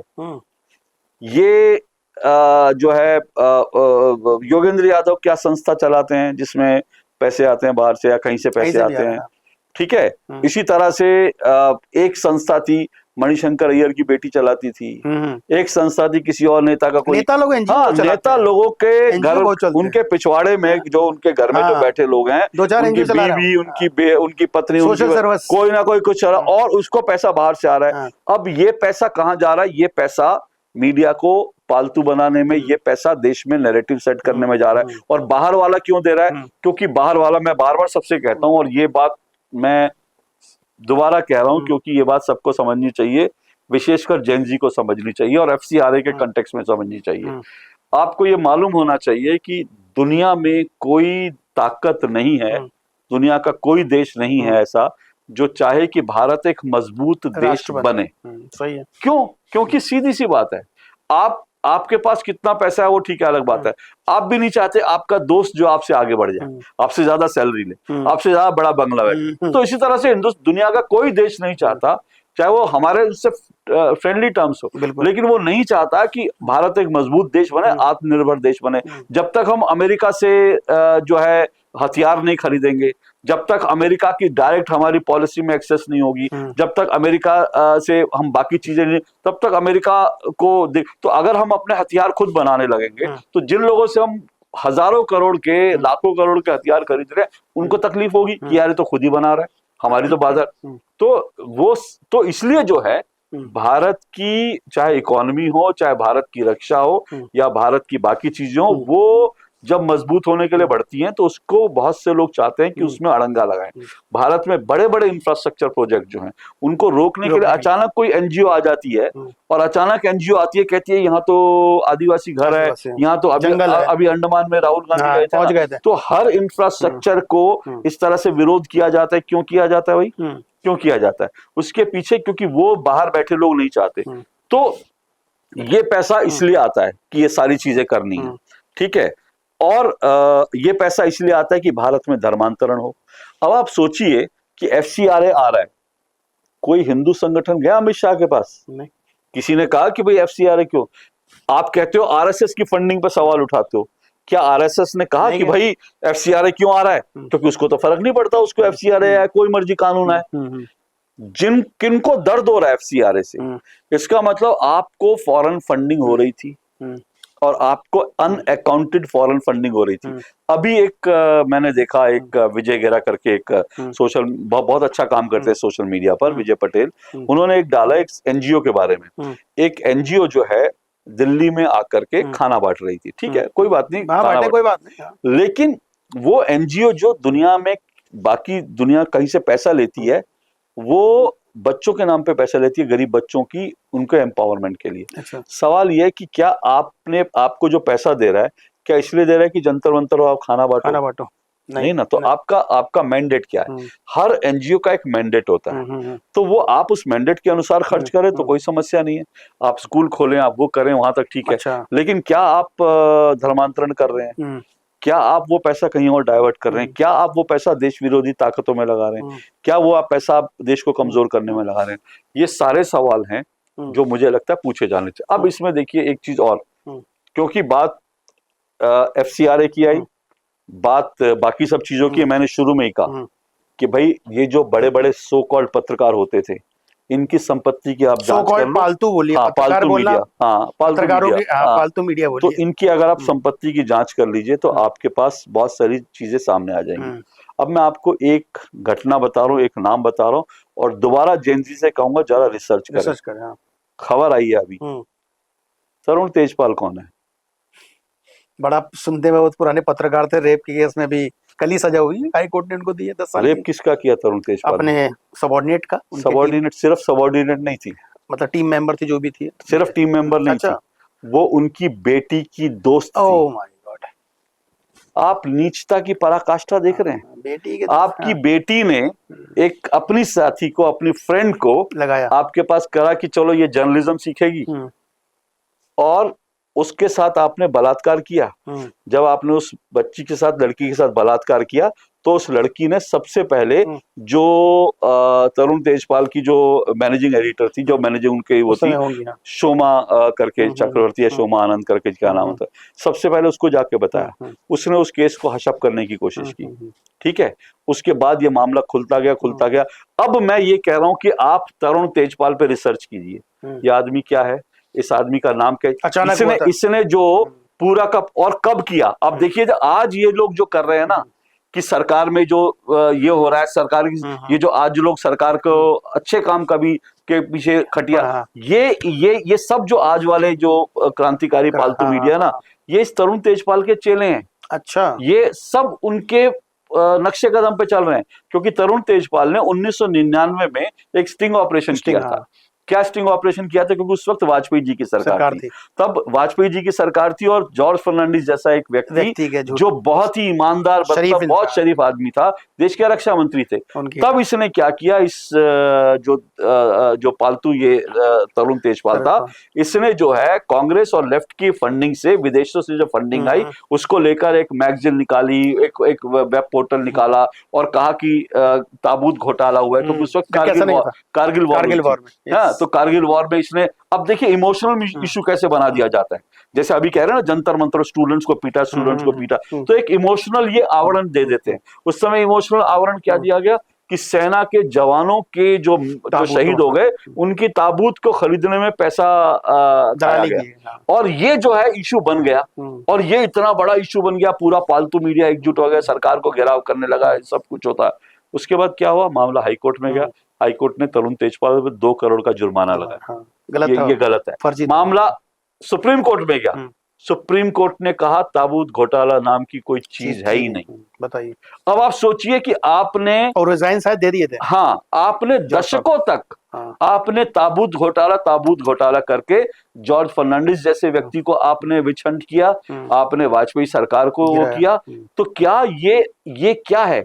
अब मैं आज के पालतू पत्रकारों में हिम्मत है, एक वीडियो बना देना तरुण तेजपाल के ऊपर एक वीडियो, उसके काले आज के क्यों नहीं बनाएंगे? गॉडफादर था और भाई बाप था, उसने खाया है, फ्रॉड कैसे करना है। और एक और समानता है तरुण तेजपाल जी में और हमारे रवीश बाबू जी के बड़े भाई में एक समानता है। विधायक जी जो विधायक तो नहीं हुए शायद, नहीं, छोटा भाई, सॉरी, हाँ, उनके छोटे भाई, दोनों में एक समानता है। अच्छा। दोनों ही रेप के मामलों के आरोपी हैं। हाँ। तरुण तेजपाल को तो प्रूव हो गया। अब आपने शुरू में पूछा था, मैं आपको एक और बताता हूँ। देखिए, गोदी मीडिया असली गोदी है, पालतू पत्रकार क्या होते हैं। ये जो रवीश बाबू है, उनके भाई के ऊपर पॉस्को का केस लगा। इसने एक दलित बच्ची का बलात्कार और सेक्स रैकेट चलाने का पूरा मामला आरोप लगा। ठीक है, कांग्रेस ने अपने बड़े बड़े 3 या 4 वकील, जिनकी एक दिन की पेशी का पैसा जो है वो 10-10 लाख रुपए फीस होती है, ऐसे अपने 3-4 वकील रवीश बाबू के भाई को बचाने के लिए बिहार भेज दिए। दिल्ली से हवाई जहाज से गए उनके बचाव में। अब आप तुलना कीजिए पालतू पत्रकारों को कैसे पाला जाता है। अशोक श्रीवास्तव के ऊपर 27 केस हैं, FIR अभी पता नहीं कितने में, कुछ तो खत्म हो गए। 27 FIR हुई। मुझे अभी हाल के दिनों में जो है तेलंगाना में कांग्रेस की सरकार है, वहां मेरे खिलाफ एक FIR हुई, तो उस FIR को लेकर के मुझे जाना पड़ा, हैदराबाद जाना पड़ा। मेरे साथ तो कोई जो है गौरव भाटिया मेरे साथ नहीं गया मुझे बचाने के लिए, कोई नहीं गया। मेरे साथ तो बीजेपी ने किसी वकील को नहीं भेजा, बिल्कुल नहीं भेजा। मुझे तो RSS ने कोई वकील नहीं दिया। मैं तो अपने एक मित्र वकील को उसकी हवाई टिकट विकट का जुगाड़ करके हम लोग खुद गए और हम वहां पे अपना करके आए। तो मेरे लिए तो किसी ने वकील नहीं भेजा। तो भैया मैं किसकी गोदी में बैठा हूँ और आप किसके पालतू हो ये पता चल जाता है आपका ट्रैक रिकॉर्ड देखकर और मेरा ट्रैक रिकॉर्ड देखकर। तो ये लोगों को देखना चाहिए। अब मैं एक चीज और कह रहा हूँ, मुझे कुछ लोग मना करते हैं कि ये चीज नहीं कहनी चाहिए, लेकिन मैं बार बार कहता हूँ मेरे दिल की बात है। सत्य है तो बोलना चाहिए। नहीं सत्य है, लेकिन कुछ लोग कहते हैं कि भाई तुम अपनी गरीबी का मजाक क्यों उड़ाते हो। सत्य है ना, कुछ लोग कहते हैं कि मैं अपनी गरीबी का, लेकिन सवाल गरीबी ईश्वर की जैसे गरीब अमीर की बात नहीं है। मैं फिर से कहता हूँ कि मैं गोदी मीडिया अगर आप मुझे कहते हैं तो मतलब क्यों कहते हो कि मैं सरकार से पैसे लेता हूँ? मुझे कोई तो फाइनेंशियल सपोर्ट होना चाहिए ना, तभी गोदी मीडिया हुआ। मेरे पास कोई फाइनेंशियल, मेरे पास मुझे सरकार की चमचागिरी करने पर, सरकार की प्लॉट मिल गया हो, कुछ मिला होगा, मिल गया हो, कुछ मेरी संपत्ति में इजाफा हुआ होगा। ठीक है, तो सवाल ये मैं ये कहता हूं कि भाई आप तय कर लो, देश के तमाम पत्रकार तय कर लें, देश के 10 बड़े यूट्यूबर्स, देश के 10 बड़े पत्रकार, कोई भी रैंडमली आप उठा लीजिए, वो प्रेस क्लब आए या किसी भी जेनजी के जंतर मंतर पर चलें और मैं भी आऊंगा। हम सब वहां अपनी आय व्यय और अपनी संपत्ति की सार्वजनिक घोषणा करेंगे और वो सारे दस्तावेज हम सरकार को देंगे कि इनकी जांच करवाइए, और अगर मेरी आय व्यय और मेरी संपत्ति में कोई भी आपको मिसमैच मिले तो आप मेरे खिलाफ एक्शन लीजिए। मैं ये आपके शो पर लिख कर देने के लिए तैयार हूं कि मैं अपनी संपत्ति की, अपने आय व्यय की घोषणा करने वाला पहला व्यक्ति होऊंगा, लेकिन मेरे साथ देश के 5 बड़े यूट्यूबर, देश के 5 बड़े पत्रकार और आए, और पता चल जाएगा अगर मेरी इनकम से ज्यादा मेरे पास संपत्ति है तो मैं गोदी मीडिया हूं, और अगर आपकी इनकम से ज्यादा आपके पास संपत्ति है तो आप पालतू मीडिया हैं। मतलब आप फंसा देंगे। मैं तो चुनौती दे रहा हूँ भाई, आप तो ऐसा कुछ काम करते हैं। मैं तो चुनौती दे रहा हूँ। फार्म हाउस पता नहीं क्या क्या खरीद रखा है। मैं एग्जैक्टली फॉरेन जाने वाला जो ट्रिप है उतनी ही खर्चा हो जाता है, इतना मैं तो चुनौती दे रहा हूँ भाई। आप बताइए मैं कितनी बार विदेश गया, मेरा खर्चा किसने उठाया, मैं कितनी बार दिल्ली के बाहर घूमने गया, मेरा खर्चा किसने उठाया, मेरे पास कौन सी गाड़ी है, मेरे पास कौन सा बंगला है, कौन सा फ्लैट है, ठीक है ना, ये सब सार्वजनिक करने के लिए तैयार हूँ। आप तैयार हैं? हमें नहीं लगता कोई आएगा। तो आइए, ये पिड्डी मीडिया तो बिल्कुल ही नहीं आएगा। ये पालतू मीडिया है, पालतू पिड्डी मीडिया है, क्योंकि इनकी पोलें खुल जाएंगी तो कोई नहीं आता। एक बार दीपक चौरसिया ने ऐसे ही कुछ लिखा था, तो दीपक चौरसिया को, उस वक्त की बात है जब NDTV प्रणब बाबू के उसमें था, तो दीपक चौरसिया को किसी ने ट्रोल किया, अच्छा। एक एनडीटीवी को, उस बड़े पत्रकार ने, वो क्रांतिकारी पत्रकारों में से एक है, अच्छा, कि दीपक बाबू हमें भी पता है तुमने क्या क्या पैसा है, क्या- कमाया, ये कहाँ किया, से दीपक कमाया? चौरसिया को लिखा। हाँ। तो मैंने उनके नीचे उनको लिखा, मैंने बोला आपने बिल्कुल सही मुद्दा उठाया, क्योंकि उसने कहा कि हाँ ट्रांसपेरेंसी की बात होनी चाहिए वो। तो मैंने उसके नीचे ट्वीट करके लिखा, मैंने कहा सर आप बहुत अच्छी बात करी, आप सब आइए प्रेस क्लब चलते हैं, आप, मैं, दीपक चौरसिया तीनों चलते हैं। तीनों चलते हैं। उसके बाद उन्होंने मेरे जवाब ही नहीं दिया, खत्म हो गया ना। अब देखिए इस देश में कितनी ढकोसलेबाजी है। अगेन मैं कह रहा हूँ जेन जी को समझना चाहिए, ये जो सौरभ दास है, 2-3 लाख के घर में रेंट पे रहता, सुनने में आया। नहीं एक चलो बार- भाई, हो सकता है कि उनके बाप के पास इतनी अरे दौलत सर, वो नौकरी करने वाला आदमी को कहाँ से आ गया? नहीं, मैं कह रहा हूँ चलो हो है भाई, आप आरटीआई एक्टिविस्ट कहते हो, हाँ। आप कहते हो आपने 4000 आरटीआई लगाई है। हाँ। आरटीआई का मेन मर्म क्या है? ट्रांसपेरेंसी। ट्रांसपेरेंसी, हाँ। अगर आपसे ये ट्रांसपेरेंसी की कोई उम्मीद कर रहा है कि भाई आप फलाना बंगले में रहते हो, आप उस बंगले का बताइए कि कितना किराया देते हो, या फिर आपके बंगले में जो है कोई और किराया दे रहा है, ये ट्रांसपेरेंसी की बात है ना। आप इससे क्यों भाग रहे हो? क्यों भाग रहे हो भाई? अगर अभिजीत दिपके से कोई ये सवाल कर रहा है, क्योंकि जेनजी को ट्रांसपेरेंसी चाहिए, बिल्कुल चाहिए। तो हाँ। जेनजी ये भी तो सवाल कर रही है अभिजीत दिपके से कि भाई आप जो है, जो अमेरिका में जाकर आपने पढ़े पढ़ाई थे, करोड़ों रुपए करी, लगा। उस पढ़ाई पर जो खर्चा गया। 1.5, 2, 3 करोड़ रुपए जितना भी खर्च लगा। आया, वो आपको कैसे आया, ये आप बताइए। तो इसमें क्या दिक्कत है? पिताजी सिर्फ 60,000 कमाते हैं, तो पिताजी की तनख्वाह 60,000 रुपए, हाँ। बाबू का 15 एग्जैक्टली, 5-6 तो करोड़ मैं रुपए इसलिए खर्चा। कह रहा हूं कि ये सब, ये ढकोसलेबाजी बंद कीजिए, ठीक है ना। और फिर से कह रहा हूं कि जेनजी को ये सब चीजें समझनी चाहिए। सवाल करो, तीखा सवाल करो, बिल्कुल करना चाहिए। लेकिन रिसर्च के साथ करो। और कोई सवाल का जवाब भी दे दे तो जाकर उसको गूगल करो कि सही जवाब दिया नहीं दिया। गलत दिया। मैंने जितने आपको कहा, मैं भी जो कह रहा हूं आप गूगल कीजिए कि मैंने गलत कहा कि सही कहा। आप जो चीजें मैंने किया, आपको गूगल के लिए फैक्ट आपके सामने आ जाएगा। तो आंख मूंद पकड़ करके किसी पे भरोसा ना करें। और प्लीज जेनजी से मेरा रिक्वेस्ट है कि कोई भेड़ चाल में ना आए। आप कोई वो चूहे नहीं है कि एक बांसुरी बजाए और आप उसके पीछे निकल जाओ। आप चूहे मत बनिए, आप शेर बनिए। आप शेर बनिए कि जो मुझे सही लगेगा मैं वहां जाऊंगा, मैं पहले देखूंगा ये सही है गलत है। ये नहीं कि कोई बांसुरी वाला आया और मैं उसके पीछे जो है बांसुरी की धुन सुनकर निकल गया। इतना इतना इतना करना चाहिए। अशोक जी, बहुत बहुत धन्यवाद। और आपका चर्चा अगर करने बैठे तो हम पूरा दिन निकल जाएगा। हमें मालूम है आप बहुत व्यस्त व्यक्ति हैं, लेकिन हाँ, जेनजी से मैं एक रिक्वेस्ट करना चाहता हूँ। जैसे सर ने भी बताया बहुत सारी चीज़ें, FCRA जिस बिल की बात कर रहे हैं, तो आपको ये जानना पड़ेगा कि हमारे देश में, आपको विश्वास नहीं होगा, मतलब 811 पे एक डॉक्टर है, 811 पे, और 6 आदमी पे एक NGO है।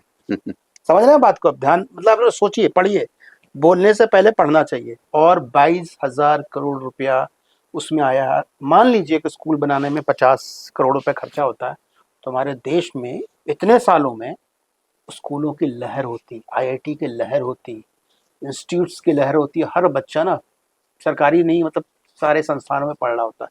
सोचिए पैसा कहाँ पे जा रहा है। दूसरी, मोदी से सवाल कीजिए, सरकार से भी सवाल कीजिए, लेकिन ये भी देखिए कि सरकार ने इस देश को बनाने में, इस देश को शक्तिशाली बनाने में और सशक्त बनाने में क्या क्या योगदान दिया। मोबाइल प्रोडक्शन में हम नंबर 2 हैं, कार प्रोडक्शन में नंबर 2 हो चुके हैं। और तीसरी बात, पहले हम इंपोर्ट करते थे आर्म्स, अब हम एक्सपोर्ट करते हैं 1,35,000 करोड़ रुपीस का। ये योगदान है। पढ़िए, मैं जेनजियों से बोलता हूँ, बाबू पढ़ा करो, पढ़ोगे तभी आगे बढ़ोगे।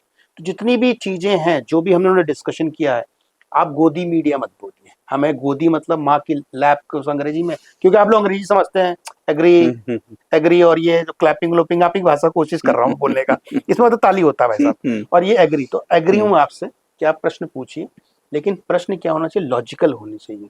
आप बोलोगे कि 2014 के पहले नहीं जानते थे, एब्सोल्युटली। मैं 1980 के पहले कुछ नहीं जानता था ना, लेकिन पढ़ा। उसी तरह आप भी पढ़िए, समझिए कि आपके लिए कौन बात कर रहा है, आपका देश किसके साथ सही है, किसके हाथों में सही। मैं बार बार बोल रहा हूँ, जैसे अशोक जी ने बताया तो उत्तर प्रदेश के बारे में, मैंने अपना एक्सपीरियंस बताया उत्तर प्रदेश के बारे में। इस लाइट आपके लिए प्रिविलेज नहीं है, हमारे लिए प्रिविलेज था। लालटेन में पढ़े थे। आपके लिए रोड प्रिविलेज नहीं है, आम बात है 6 लेन की 8 लेन की लेन। हमारे लिए प्रिविलेज था कि एक बस जाती थी और सामने से अगर कोई बस आती थी तो इस बस को 100 मीटर 200 मीटर पीछे जाना पड़ता था, तब वो किनारा देखे निकलती थी। ये प्रिविलेज था। आपने वो चीज़ें नहीं देखी हैं, तो देखिए इन नेताओं के बहकावे में नहीं आना, देखना है, समझना है और फिर अपना जो भी आपको एक्शन लेना लीजिए। एजुकेशन मामले में भी बहुत सारी भ्रांतियां होंगी, इतने स्कूल बंद हो गए, पढ़िए, विश्वास मत कीजिए और हमारी बातों पे विश्वास मत कीजिए, फैक्ट्स में जाके देखिएगा एम्स कब किसने बनवाया, आईआईटी कब किसने खोला। आईआईटी की अगर बात की जाती है तो सर मैं बोल दूं कि 1945 में ये स्कीम आ चुकी थी, बनने वाला था, ऐसा नहीं कि नेहरू जी ने लाया। और एक चीज और बोलना चाहता हूँ सर, इस माध्यम से मैं बोलना चाह रहा हूँ कि नेहरू जी प्रथम प्रधानमंत्री तो थे, लेकिन 1947 में प्रधानमंत्री की शपथ नहीं, मंत्री की शपथ खाए थे। तो ये पढ़िए, पढ़ेंगे तभी आपका ज्ञान बढ़ेगा। और अशोक जी बहुत बहुत धन्यवाद, थैंक यू और आपको हम बुलाते रहेंगे और हम पॉडकास्ट इधर करते रहेंगे अलग अलग सब्जेक्ट पे। इससे क्या कम से कम हमारे जो बच्चे हैं, हमारे जो जेनजी है, हमारी जो जेन अल्फा जिसको बोले, उनको पता चले कि देश में क्या बिल्कुल था, किस तरह से हम लोगों ने संघर्ष किया और कहाँ पे आज हम हैं। और कहीं ना कहीं हमारा ये जो नॉलेज है, जो एक्सपीरियंस है, वो सबके काम आ सके। बहुत बहुत धन्यवाद। Thank you so much.